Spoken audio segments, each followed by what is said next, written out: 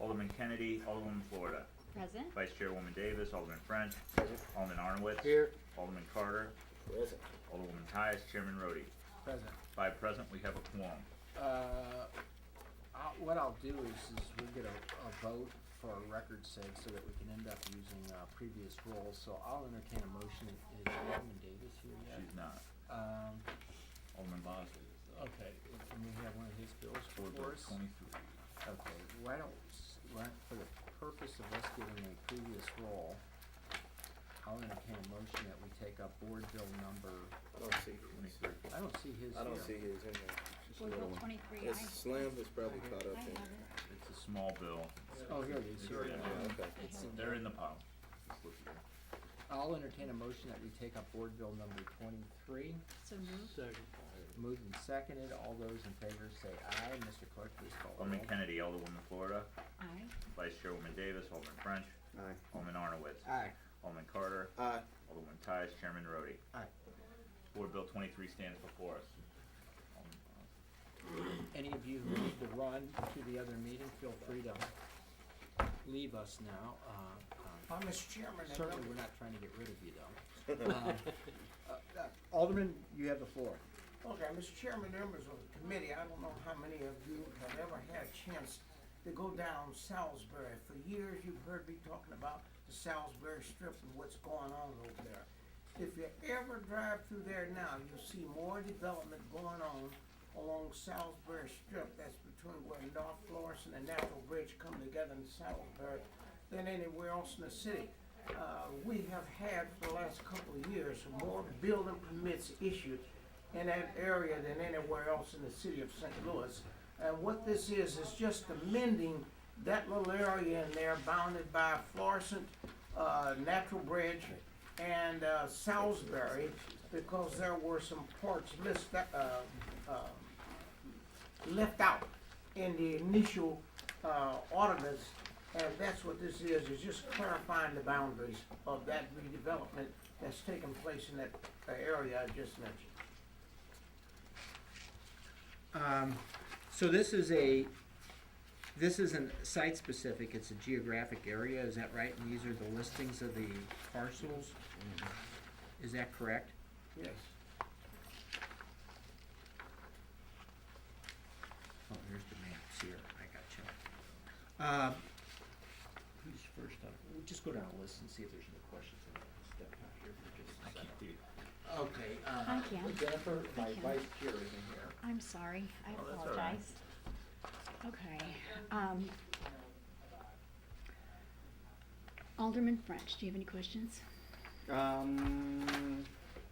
well, is this for a purpose, or is there something gonna happen there, or is it? Well, it's already happening there, but the boundaries, there was some correction necessary for the boundaries of that little area between Florissant and Natural Bridge, where they two come together in Salisbury. That's what this is, just correcting some of the language.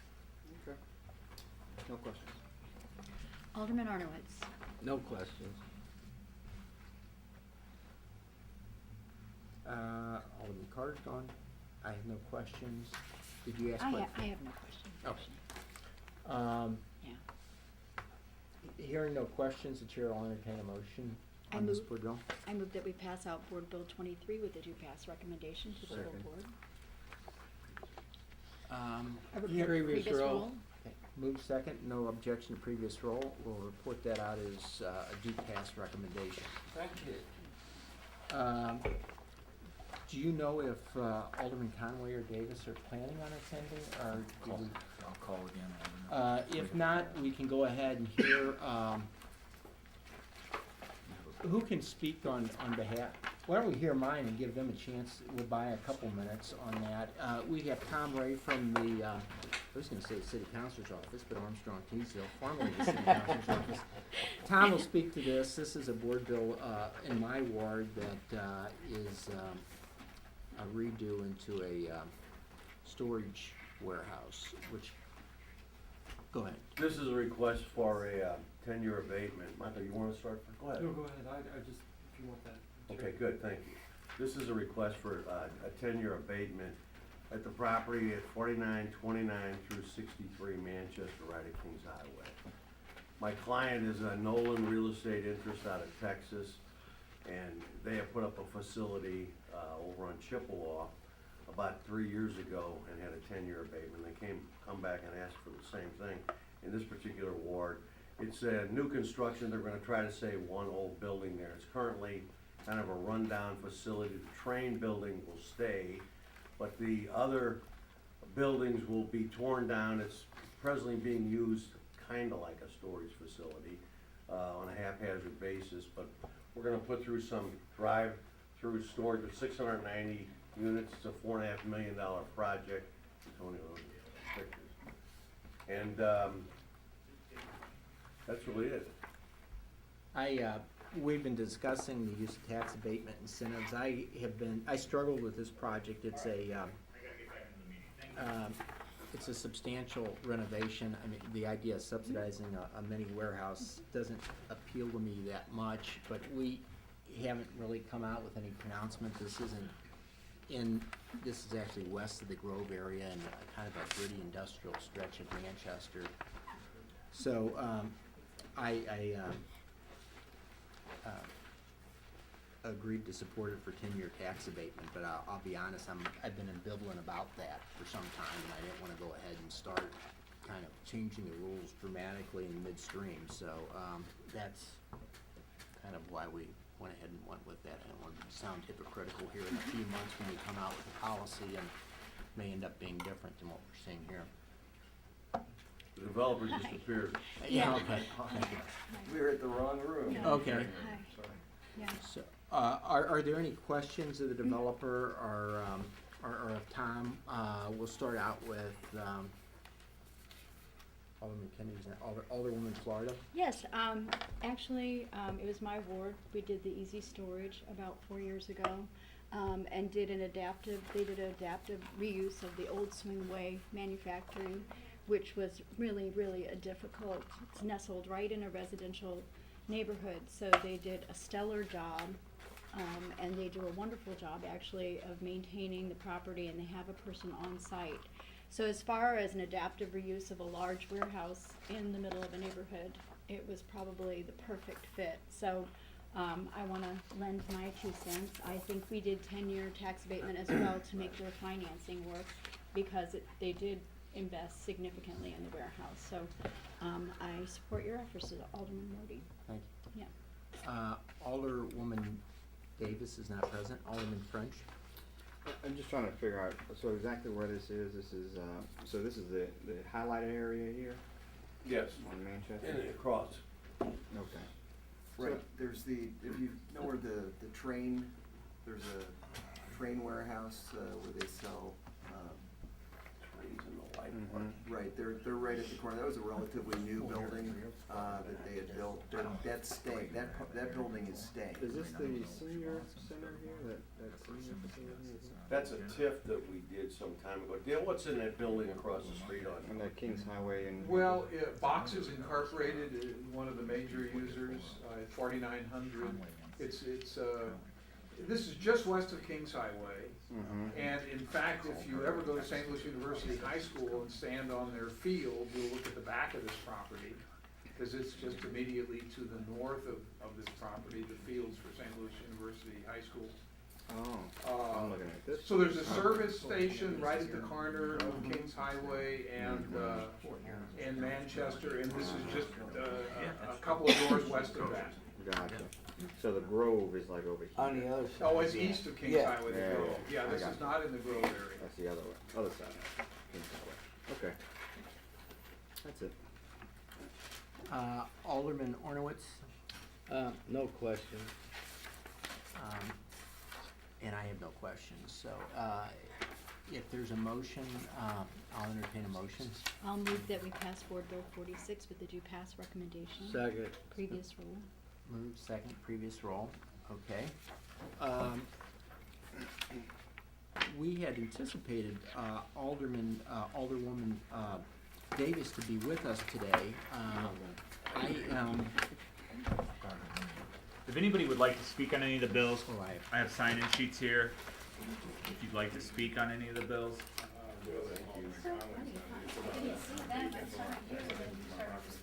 Sure. sure, he won't be here. The committee's gonna handle it, we're gonna hear it today. Antonio, yeah, they're actually Yeah, 3 yeah. blocks over from there, but he's Okay, okay. right outside, yeah. Had to- Okay, what bill number? I always look at it from Do coming you like north. that, going brother? south. Your son, he's a good supervisor on it. He is. We know that Alderman Conway is not going to come, so we'll go ahead and hear his 2 bills. And then if Alderwoman Davis is not here, we'll hear her bills, and I guess we'll pass them out for her. I know she was planning on coming. I suspect something came up this morning. It's unusual for her not to be, not to show up like that. So anybody, we don't want to leave the impression that she does this all. I wanna hear the street department, let's go. Okay, so we'll hear Alderman Conway's because we know he is not coming. He's asked who's going to handle that? Amina will, Okay. handle Amina, right? We'll start off with Board Bill 21. Okay. Good morning. Good morning. Morning. All right, Board Bill 21 is 4936 Odell, 4936 and 38 Odell. The property here, the owner developer is Amy Choi and Thomas Prenzy. This is in the Southwest Garden neighborhood. They purchased this property a few years ago for about $63,000. They currently reside in one half of this 2-family residence, and they are renovating the other side of the residence. So they're looking to invest about $50,000. They said they put some money into it already, repairing the new roof, that sort of thing. And it will be owner occupied. So here Alderman Conway supports a 10-year tax abatement on this property. Out of curiosity, why is this before our committee as opposed to neighborhood development then? Well, I don't think, it was our impression that no one was actually living in the property, right? They do live there. They do, okay, well then I do not know the answer to that, cause I thought that it was not an occupied. Oh, no, that's right, that's the reason it is. That's here. why Okay, it's Because so it is an occupied we do property. I'm sorry. we do Yeah. occupied and they Sorry, do. sorry, That's yes, why it yes. is. You do occupied property, Okay, but the previous one was a warehouse. That was in my ward. and it is occupied, Okay, so if it's an occupied building, right. it, Right. c- It so comes to HUD's if it's occupied. It comes to HUD's if it's downtown, and it comes to HUD's if it's occupied. It comes to HUD's if it's commercial, too. No, if it's unoccupied and commercial, it would go to neighborhood development. If there's no occupants on the property. I mean, you all can get together and modify that if you'd like, cause it wasn't anything that we established in any way. So if you all have other thoughts about that at this point in time and want. well, I mean, it's the us to it's direct the it in a different president's way. it's the president's Well, you're right. prerogative. You're right. Correct, Ultimately, That was just a policy that was set many, many years ago, and if, obviously, it's in your, it's totally your prerogative to make that modification, it's not anything that we established. okay. I just get confused. I don't understand necessarily the distinction. Okay, are there any questions I'm sorry, what was your name again? Amina. Amina, I apologize, Amina. Are there, we have, speakers? I guess we'll start off with the questions of Amina. Alderwoman Florida. I have no questions, thank you. Alderman French. No questions. Alderman Arnowitz. No questions. And I have no questions. At this point, we'll entertain and there's no speakers, right? Correct. So we'll entertain a motion on Board Bill number 21. So moved? Second, previous row.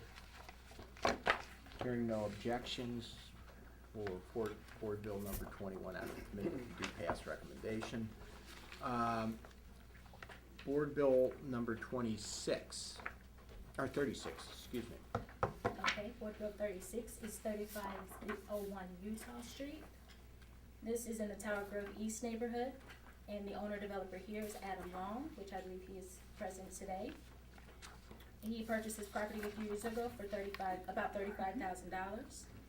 It was a two-family residence that he was converting into a single-family residence for just around $68,000. And this property will also be owner occupied. And Alderman Conway also supports a 10-year tax abatement on this property. Okay, is this building currently occupied then? Well, actually, no, I mean, I stayed in there until the plumbers turned the Okay. water on, and I had to leave out. So right now, I'm renting a home in University City, and we're on track to get back in there within the next month or so. Okay, but there we go. We don't know it's occupied or not. But it was, I guess it was occupied, occupied, yeah. when you made application. Yeah, it was occupied at the time, yes. Okay. So we have any questions of Armina? Alderwoman Florida?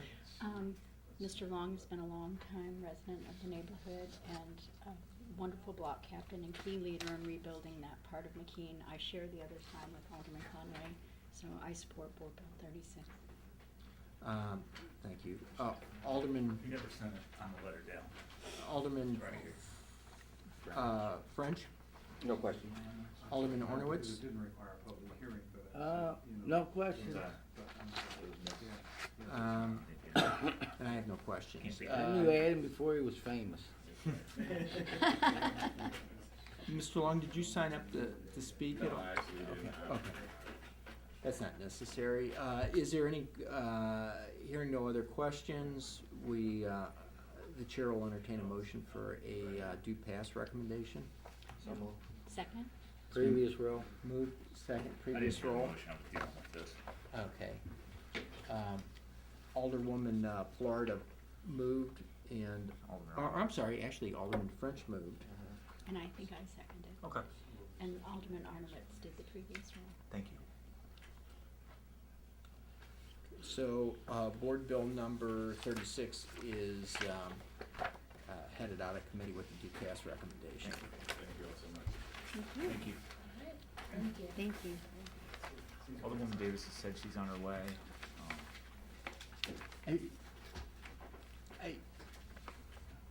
Why don't we, are there people that speak? There are.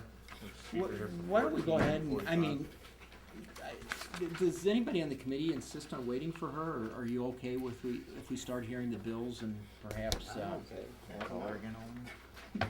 I'm just thinking we can handle the bills for her. I hate to hold the committee and make her come down here if these things are gonna be relatively routine. Why don't we go ahead and start off with board bill number 14. Mike, are you gonna speak on behalf of these board bills? And Sure. we can- Do my best. Board Bill 14 is a property in downtown West, 1900 Washington Avenue. It's the renovation of a mixed-use building. Acquisition was just over $1 million. Total construction costs are just over $6 million. Using private funds and historic tax credits. There will be 36 market rate apartments and 3,700 square feet of ground floor commercial space. The gross building square feet is 43,250. 43 parking spaces, estimated 20 to 25 new full-time jobs, and potentially 20 to 30 new part-time jobs. They'll put in new sidewalks and new trees. Alderwoman Davis supports a 10-year tax abatement.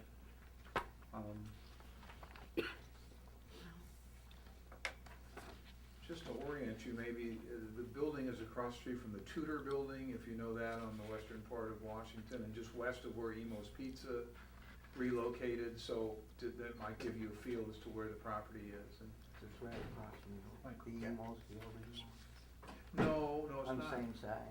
No, the old Emo's wasn't on Washington Avenue. The new one. The new one is, yeah, so it's west of the new one. Okay. Yeah, west of the new one. And Michael Schwartz from Rothschild is here. Oh, yeah, right, exactly. Yeah, that was the old location. We do have a speaker, Michael Did you- Schwartz. did you wanna go back to the streets? What about the end? I'm here to entertain any questions. This project has been a long time in the making, and we're excited to finally be able to get it done and ask the committee support and the supporting the 10-year tax abatement to help make it possible. Are there any questions of either of the Michaels?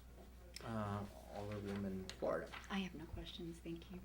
Alderman French. No questions. We've lost Alderman Arnowitz momentarily. I have no questions. I'll entertain a motion on this board, Joe. I move that we pass out Board Bill 14 with the due pass recommendation to the full board. Second. Moved in second. Request for Previous previous roll.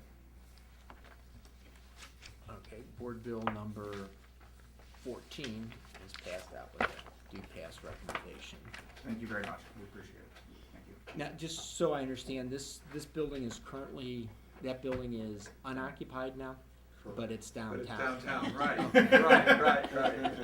Just wanting to make sure I understand this, okay? Thank you. Thank you. Board bill number 45, also by Alderwoman Davis. Board Bill 45 is 2701 Delmar. Let me say, this is just beyond being downtown, but it is occupied. Okay. Okay. At least one portion of it's occupied. In the Jeff Vanderloo neighborhood. The developer is St. Louis Auto and Truck Repair. It involves the new construction of a commercial building for their existing auto repair business. They have 15 employees. They'll be moving from 1422 Delmar to this location. They acquired the property several years ago for just over $500,000, and their investment is just under $500,000, $489,000. Gross building square feet, 8,050 square feet, 35 parking spaces. Lisa Renard is here representing the project. And I guess it might need to be said, on this project, on all the criteria that we look at on the abatement and in making our recommendation, we felt that the project was strong, the investment was substantial. The property is catty corner from the Scott Joplin State Historic Site. So we're working with the developer on landscaping, and also the Alderwoman has been involved to try to work out all the specifics of that.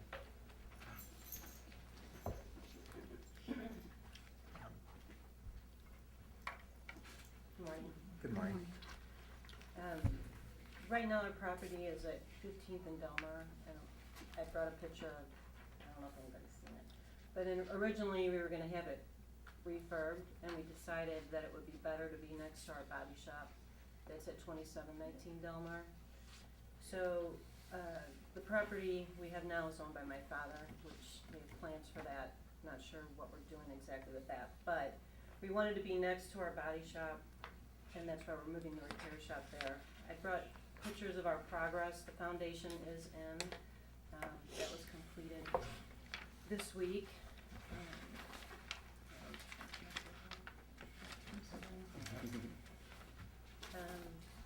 So the building, we plan on it being completed by the beginning of July. It's a metal style building that's gonna go up on top of the foundation. We've been in downtown St. Louis since 1986. We started with my brother and myself. We have, condemnation moved us to 1422 Delmar condemnation law. We were at 2214 Carr in '86. When we moved to 1422 Delmar, we went from 5 employees to about 18 employees. Since then, we purchased a property at 18th and Delmar, which is St. Louis Auto Car Sales, that has 4 employees. And then our body shop, once we move, we figure by the time we move the repair shop next to the body shop, our body shop should go from 4 employees to about 7 employees. So, we've been downtown a long, long time. And we plan to stay, and we thought about moving to the county, but we decided, to be next to the body shop. It would be a better move for us. By the time we're done, we should be at about 540 in our investment. We're hoping to stay right about there. Are there any questions of either of our speakers? Alderwoman Florida. No questions, thank you. Alderman French? Yeah, so the 540 investment, that is including or in addition to the purchase price of the land? It's addition to the purchase price of the land. Originally, when we purchased the land, there's a building there. That's our body shop building that we renovated, turned it around. That was about 2008. So that land purchase includes the body shop? Yes, Okay. yes. And the new building, we're putting on part of that land. Okay. And that's what we're putting the 540 investment on an open lot. Great. Thank you. No other questions. I'll entertain a motion on this board bill. I move that we pass Board Bill 45 with a do pass recommendation, previous rule. That would be past recommendation. Thank you. Thank you. Thank you. Thank you. And the final board bill for today is board bill number 54. And Mike, are you gonna handle this thing? Sure. Board Bill 54 is 2600 Dr. Samuel P. Shepard Drive in Midtown. The developer is Irby Properties LLC. Ken Butler is the owner. Acquisition was $940,000. Total construction cost $75,000. In the actual build out, $200,000 for new equipment, and they project another $1 million in the next year of new equipment. They also project up to 100 jobs, and I know they've hired 15 in the last week. They project 25 to 30 new jobs by the end of the year. Alderwoman Davis supports a 10-year tax abatement. And in review of this project, the condition of the property was fair. The investment, as far as the property, was not substantial, but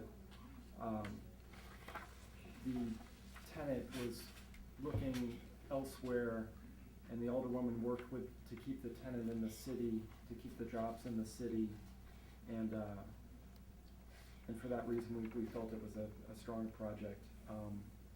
When we do our analysis, the estimated revenue after the 11 years, it really doesn't increase at all. The taxes are pretty much stable throughout that, and we've got a use of a vacant building. A representative from the project is here. Yeah, Joe Russo, Operations Manager. Yeah, we've got 15 new hires since we've went in. It's an expansion of our current business down at off of Delmar. We are currently, we've got about 11 new clients since October, all Chicago, Kansas City, Atlanta, Mississippi based. And we're bringing in a new aspect to the business. We're running about 30 to 45 temporary employees on a daily basis, depending on the workload. Are you in the shredding business? No, display business. We're in Iron Mountain is, Iron Mountain is the previous tenant. oh, okay. I just use them for Yeah. I just use them to shred some stuff. No, it's Butler Merchandising. Okay. We produce display pieces for convenience stores, Walmart, AB, all those Millersville are all our clients. And this aspect is an 86,000 square foot building. Will be used to expand not only the hand assembly of the manufactured product at the other location, but also to fulfill and distribute to different distribution centers. Mike, when we do the abatement on this, it's for real property and not, the equipment is considered personal property, is that correct? Right. So we're just abating the real property here then? Right. That's kind of a nominal amount of new investment. You know, in real property, I guess, but,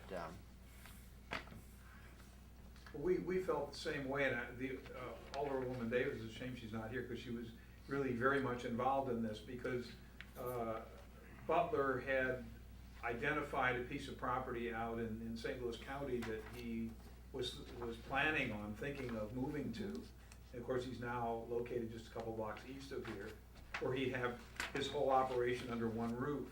And then this building became available, and he found it, and it's just a couple blocks from where he was, and he determined, I don't wanna speak for you, No, but you're fine. he determined that, gosh, this probably would work fine, it's just a couple blocks from where we are. I'm We just could saying stay that in the it's really city not this that- way. We're not providing that much of an incentive, though. Well, you're right. When it's all over, it's probably not gonna mean a lot to Ken Butler's operation. But I think it was the concept of, well, the city's really supporting me here, and so I'm gonna stay right here, that made it all worthwhile. And I think, as I said, to a certain extent, Alderwoman Davis was brokering this deal, and we felt we had a win-win situation by providing this tax abatement. Any questions for the committee? Alderwoman Florida, No questions, thank you. Alderman French. No question.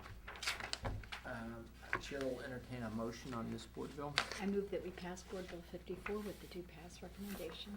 Second, previous row. Moved in second, no objection. Board Bill 54 comes out with a due pass recommendation. Okay. Thank you very much. Thank you. Thank you. Thank you. That completes kind of the business or part of the meeting, but I had promised last time that I'd give everybody a bit of an update on my little project. I talked to Dave. Dave, in the future, we need to post every, update on development.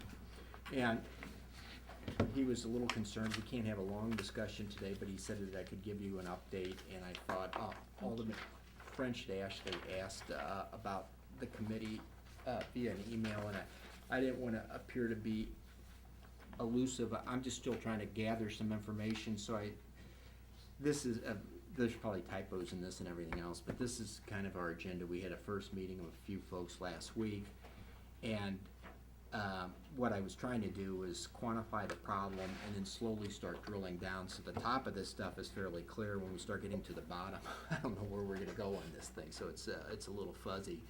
But the step one was how much incentive is actually outstanding, so gross amount.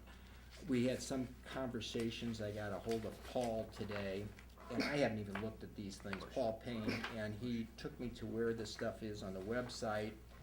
And here is a listing of all, This is all of them? this is all This is- publicly So I'm gonna give this available. to Antonio. There you go. This is all available on the website. You want one too? Yeah, your keep for the file. This is all available on the website.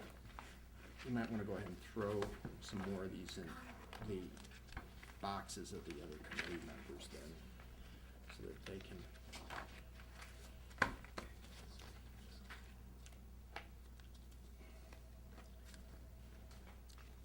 So that's one piece of TIF outstanding information. Do you have an extra one, or? Sure. We have a. So, great, thank you, so I can see what you all are coming up with. Yeah, here's a few of, those are for the extras, either for committee members or anybody else here who wants to take a look at them. Then we went ahead and on, how much money is being diverted from the city to fund the outstanding TIFs. I shouldn't say from the city, from the public, because some of these things are. This is yours. So I believe this is.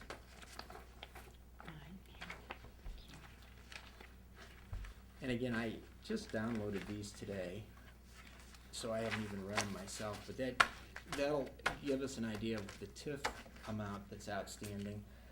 Now, one thing that I'm kind of running into a little bit is when we have these meetings, the first thing that people say to me is, oh my gosh, that's a lot of work, I don't know, I need to talk to my department head about doing this, and it just drives me crazy, because here we are, and we have no staff to run around and do this stuff, and everybody else has staff, and we can't get basic information, and when we ask for it, it's like, I don't wanna get to the point where I'm throwing a temper tantrum and threatening not to hear bills until we get information, but, we should be able to. Now, the other one, kind of following along my agenda, was the you know, what's going on with the tax abatement. I didn't go through all the sub-districts, but what I'm going to do, and this evidently is gonna be hard to come up with, which is kinda mind-boggling that this isn't readily available, is just how much, what is the dollar value on an annual basis of the tax abatement that's already out there? So what we should do is you know, call it delta value. You have your base value and then your improved value. So that delta value are, you know, the abated value of a piece of property. So there's two different levels of, two different rates. You have your commercial rate and your residential. So we should go ahead and we should have the value of that abated amount, the rate of taxation, and the amount of taxes that we're not collecting for both the city and the public school system. Now, wait a minute, Joe. Some of these tips were different, though. Not every This tip is is tax different. abatement. This is tax abatement. Okay, I'm this talking is just about the this, tax- these okay. spreadsheets here. All right, okay, got it. So your column residential Got it, abated okay. value Got it. is the difference between what its value was before renovation Got it. and after And then renovation? after Right. renovation, Okay. that's right. Because okay. we're collecting it on the base value, are we not? Right, So right. what we wanna do is what is our you know, what was the opportunity cost? I think part of the challenge of that is, as I understand, I can't speak for the assessor, is I'm not sure that he comes up with what the assessed value is until after the abatement is expired. So I'm not, it'd be hard to come up with what that after development value would be. But- Now, we know how much dollars they put into it, but I don't know how that directly relates to what the assessor would put on as a Well, see, value. you know, and that's what they said last week, and I find it hard to believe that we don't have, you know, that's an important piece of information, I think. Well, and perhaps they can do that, I don't know, I've just never seen that. Well, I'm sitting there, and then today I come in, and I get this, I'm sitting here, and you know, you start looking at stuff when you serve on committees, and you have to start making decisions, but this is a memorandum from SLDC to Pat Darty, and I guess everybody else at these Right. districts, No. and it shows you right here, We put that estimated annual together. revenue. We put that together, and that's based on the money they're gonna put in the project. But as I said, I don't know how that relates to what the assessor would actually assess it for after development. Yeah.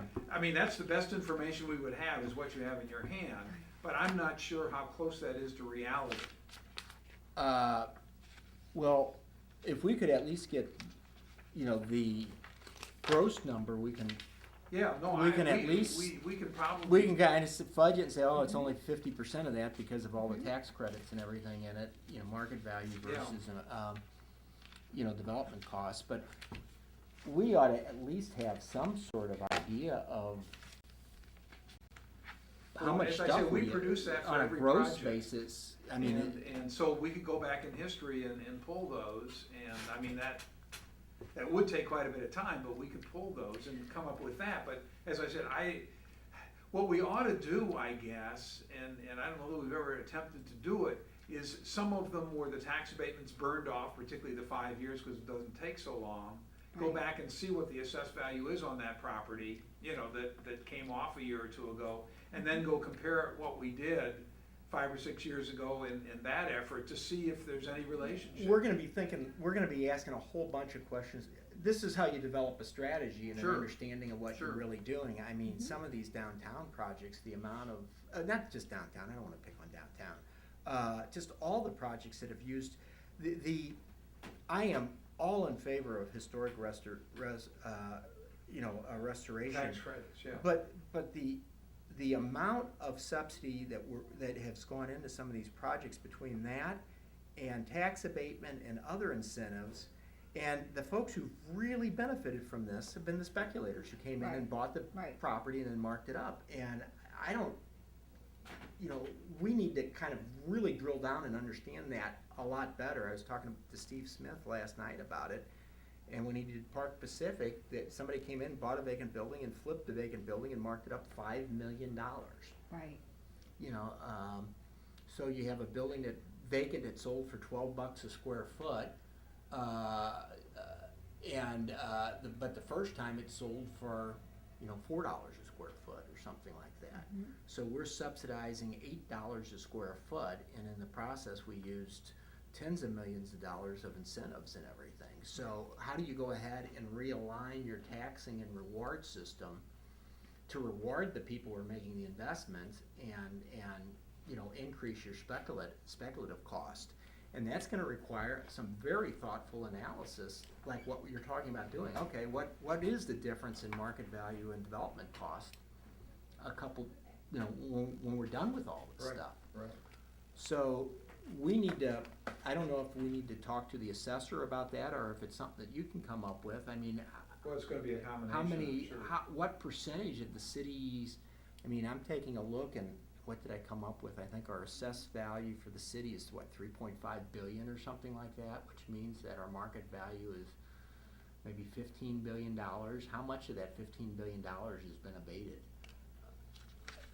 You know, I could, between abated and tax, you know, and thrown into a TIF, I have absolutely no clue, and how much of it is tax exempt. So we really need to get on a macro level, get our arms around that. I mean, I don't know how we can possibly make thoughtful decisions and create some sort of sustained financial plan without having that very basic information. So where do we go? Are you gonna fill out these charts for me, or? Well, we can work with the assessor and see if there's any, I mean, it's not going to be scientific, I'm sure, because there's obviously going to have to be some assumptions made, but we can work with the assessor.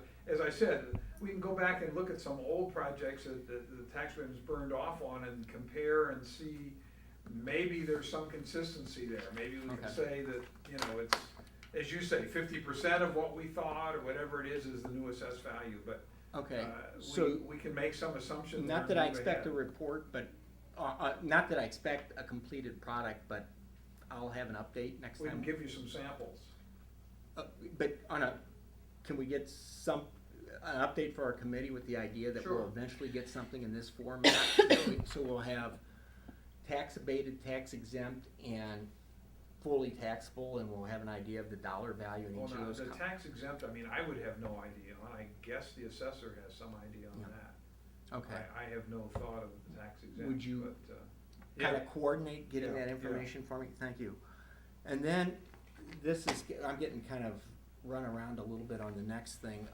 Okay, so that's kind of how much incentive is outstanding. The second question is what are the costs and offsetting revenue from creating an incentive? In other words, we go ahead and we do a TIF, there's an origination fee and a service fee, and then I guess there's some stuff that the client actually pays themselves. I want to get an idea. What's going on is that if you think of the comptroller as the executive branch and SLDC as the executive branch, I think what's occurring is both of them are charging them origination fees to do analytics. And we're the legislative branch, and we have nobody doing analytics for us, and I've talked to the president about this. It's kind of like we got two parts of the executive branch doing it because of the funky way our city charter's set up. And then the legislative branch is just gutted, and so when we want information, you know, we're charging them twice, but, you know, the legislative branch we don't have people that just get basic information like this for us. And there's something wrong in that environment, and, you know, I'm thinking that we need to go ahead and take a look at how much we're actually collecting and who's getting it, and, you know, because evidently the comptroller is paying somebody to do analytics for her, and SLDC is paying somebody to do analytics for them. Is that not correct? That's correct. So we have two different outside groups doing analytics. Maybe it'd be nice if we had one inside group doing it. Providing information to everyone, To everyone perhaps? that was jointly controlled three. by our, both branches of government as opposed to, Right, like Kansas City. yeah, you know, it's just something like a nonpartisan congressional budget office or something, you know, it's just, we need to revise that. But we're getting a little pushback on trying to get basic information. So that's gonna be the second piece that we're gonna work on. And then, the next part of the thing is trying to figure out what your cost structure is for projects, you know, for running government. And this is, the sources and uses in the budget that match, and I've talked to Paul about this, I guess that they will match.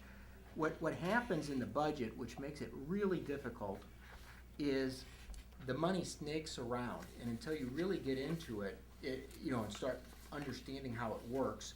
So let me try to explain it. If you have, and we'll do a really simple explanation, if you have the general fund over here and a separate account over here, and the separate account would be think of that as a dedicated tax. So when we do a dedicated parks tax, let's say that we collect 10 million over here and 10 million over here. So we collect the tax over here, and then we send it over to the general fund. If you look at our budget, it'll show the expenses, and it'll show 30 million even though it's 20 million. So what happens is they say this is 10 million, so they have $10 million of revenue, and then sending the 10 million over here, so they just spent 10. These folks got 10 on their own, plus the 10 from the right hand, so they have 20 million. So when they go out and spend it, they spend 20 million. So $20 million suddenly became a $30 million budget. So through interdepartment transfers. So if you look at the budget, we have somewhere between, and I have spent hours and hours on this, $35 to $70 million of double counting in the budget. Not that I'm not saying anybody's doing anything wrong. That's it's just that it's in a format that doesn't really lend itself to understanding what your true expenses and revenue are. And trying to get that has been a bit of a challenge. So what I've done is I've created this format that I just passed out here. I'm sorry I didn't print that with the grid lines on it. But what we would like to do, and then I'll do a revenue one similar to this too. We want to have total expenditures and I send this to Paul right before the meeting. I met with everybody last Friday. I'm going to give him a shot at this, and then probably on the revenue side, I'm going to shoot that over to the comptroller's office. But we want this to match up. And so the way you go ahead and match this up is this would be like a sources and uses. So you have your total expenditures by department. I took the departments from this last year's budget.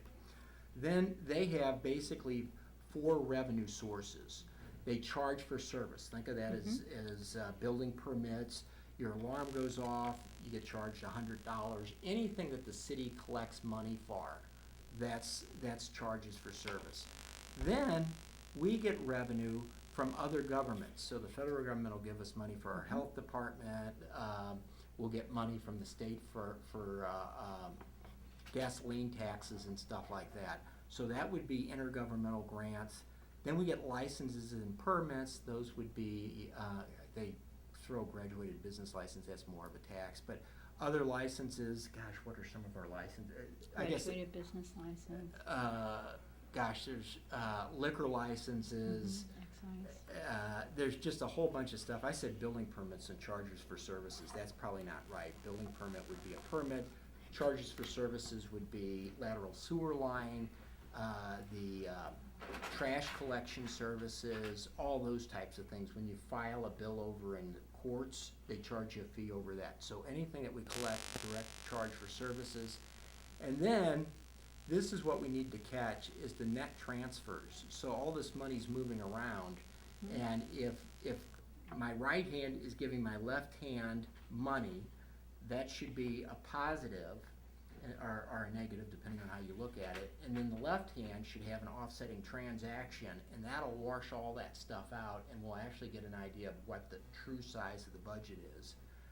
And then when you go ahead and you take your total expenditures, you subtract out columns 2, 3, and 4, that'll give you an idea of what those departments are actually costing the taxpayer.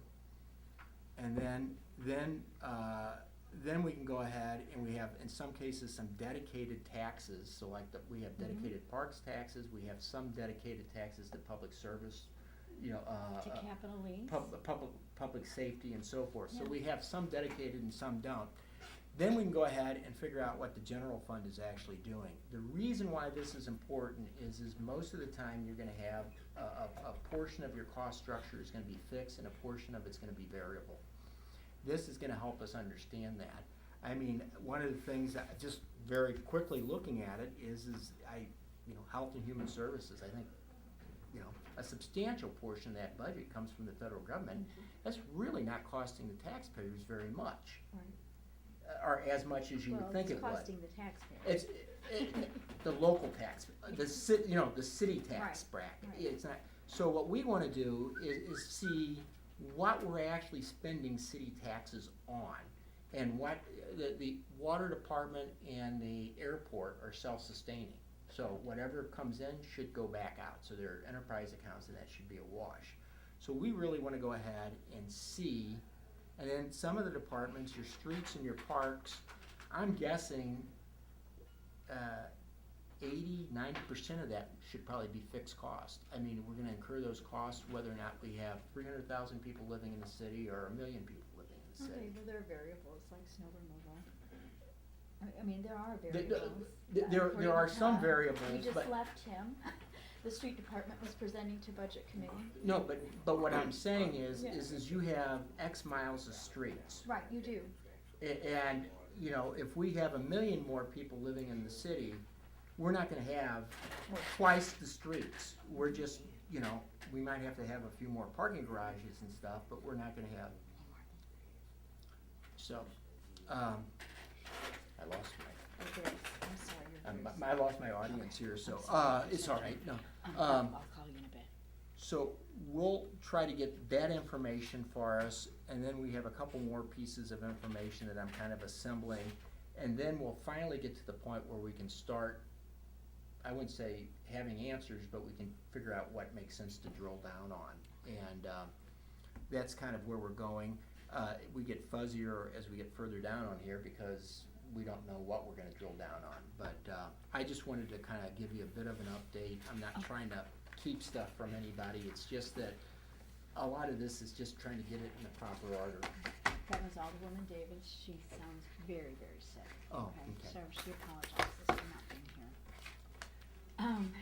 Anyway, sorry. So that's my update, and if you could just go ahead and put that on there, I'll try to keep moving this forward. And Dale, at our next meeting. Do we know when the next meeting is yet, or? I don't know. Okay. But moving on, I think this was the last one we had scheduled at 9. I told the committee we're gonna try to move that up to 8:30 just to kind of free up a bigger chunk of the morning after. Oh, okay, so I know we have one kind of on the, I think we have one on the agenda, June 27th or something in that range. So you want that one at 8:30? Yeah, Okay. meetings That's now. the next will one be at- that I think of. Yeah, meetings You know, now I- will be I- at 8:30, and then, if you, whenever we have our next meeting, if you can go ahead, and I'm not expecting that report, but I would like to at least least get an update. a progress report on where we are on that then. Huh? Meeting adjourned. Thank you. You just threw me. This is because we're going through the budget right now, Mhm. department by department. And see, we'll create a spreadsheet on, see what that does is it gives you an